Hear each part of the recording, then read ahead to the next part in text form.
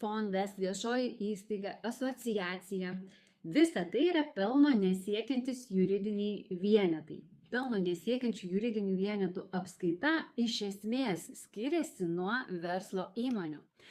Ir neretai buhalteriai, imdami tvarkyti apskaitą pelno nesiekiančių organizacijų, tiesiog vadovaujasi verslo standartais, verslo taisyklėmis ir galvoja, kad viskasgi čia yra taip pat, kaip ir bet kurioje kitoje įmonėje. Tai yra UAB, mažojo bendrijoje ar panašiai. Bet ne, mėlyjeji, viešoje įstaigoje, asociacijoje, fonde tikrai yra labai reikšmingų esminių skirtumų. Tie skirtumai, aišku, eina per finansavimo teisingą apskaitą, per pajamų ir sąnaudų teisingą apskaitą, per paramos teisingą apskaitą ir panaudojimą, vėlgi deklaravimą teisingą. Tai iš tiesų yra labai daugybė tokių plonų niuansų.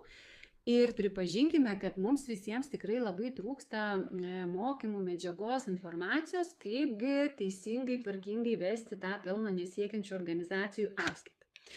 Ir čia dėmesio turiu jums sprendimą.